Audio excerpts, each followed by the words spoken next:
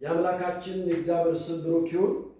ዛሬ ሕግና እምነት ርዕሴ ሕግና እምነት በገላትያ ምዕራፍ 3 ላይ ነው የምናነበው ክፍል። ገላትያ ምዕራፍ 3 ቁጥር ከ10 እስከ 14 አነበዋለሁ። ከሕግ ሥራ የሆኑት ሁሉ በእርግማን በታች ናቸውና በሕግ መጽሐፍ በተጻፈ ሁሉ ጸንቶ የማይኖር የማያደርገው ሁሉ የተረገመ ነው ተብሎ ተጽፏል። ጻድቅ በእምነት ይኖራል ተብሏልና ማንም በእግዚአብሔር ፊት በሕግ እንዳይጸድቅ ግልጥ ነው።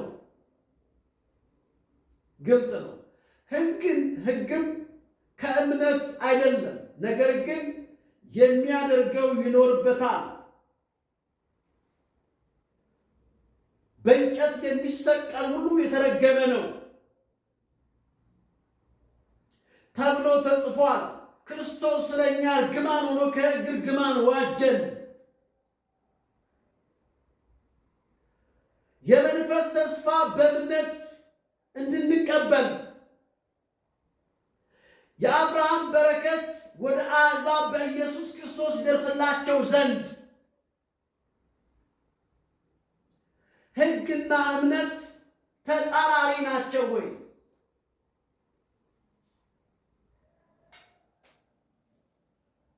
ተመልከቱ፣ ናቸው ወይ ነው ያልኩት። ስራ ከሕግ ጋር ተያይዟል። ስራና ሕግን ነጣጥለን አናያቸው።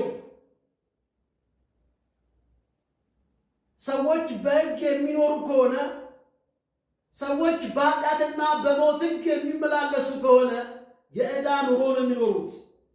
የዕዳ ሕይወትን ያለባቸው። ለምን? ሕጉ የሚጠይቀው ጥያቄ አለ። ሕጉ ካልተቀደስክ፣ ሕጉ ጻድቅ ሆነህ ካልተገኘህ ብሎ ምን ያደርጋል? ጥያቄ ያቀርባል።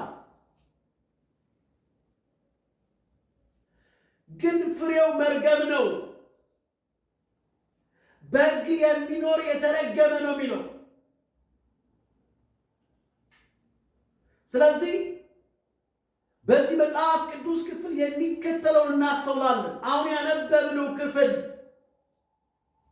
የሚነግረን የሚያስታውሰን ወደ መጽሐፍ ቅዱስ እንድንመለስና ሕግን በማድረግ ሰዎች መጽደቅ እንደማይችሉ፣ ሰዎች ወደ እግዚአብሔር መቅረብ እንደማይችሉ፣ ሕግን በመጠበቅ የሚደረግ ጽድቅ የመርገም ጨርቅ እንደሆነ፣ እግዚአብሔር እንደማይቀበለው፣ እግዚአብሔር ፊቱን እንደሚያዞርበት መጽሐፍ ቅዱስ በኢሳይያስ 66 ላይ እንደዛ ብሎ ይናገራል። ተመልከቱ፣ ጽድቅ የሚለው የመርገም ጨርቅ። የመርገም ጨርቅ የምትለዋ ምን ማለት ነው ስንል ክፍሉ ላንብበውና ከዛ በኋላ እንደዚህ ይላል። 66 ላይ ኢሳይያስ ምዕራፍ 66 ቁጥር እንደዚህ ይላል። ቁጥር 6 ላይ ቁጥር 5 ጀምሮ ባነበው ጥሩ ነው።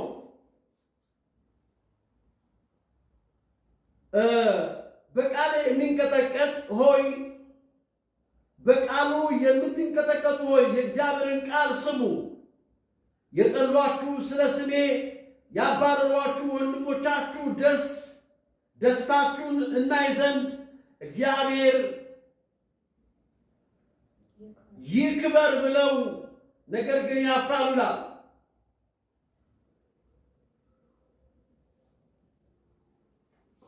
የመርገም ጨርቅ የምትለዋ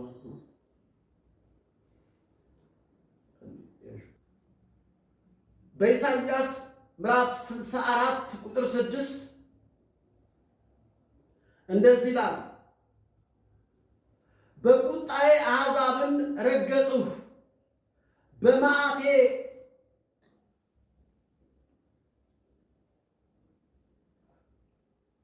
ኢሳይያስ 64 ቁጥር 6 ላይ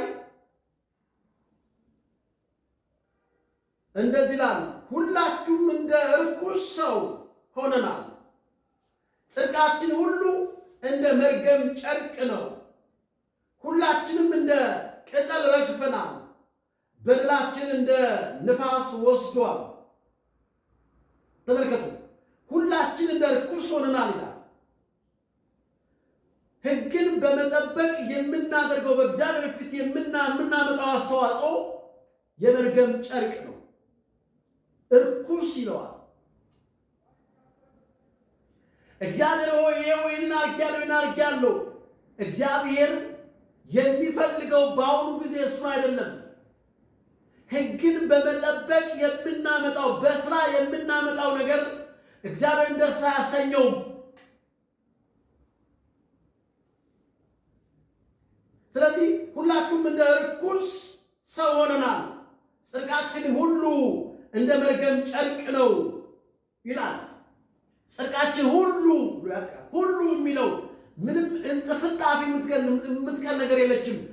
ሕግን ጠብቀን የምናመጣው በእግዚአብሔር ፊት የምናደርገው ነገር ሁሉ፣ የምንደክመው ድካም፣ የምንወጣው የምንወርደው፣ የምናበላው የምናጠጣው የምናለብሰው የትኛውም ነገር በስራ የሚደረግ ነገር ሁሉ በስራ ጸድቃለሁ ብለህ የምትለፋው ወንድሜ እህቴ ተስፋ ቁረጥ።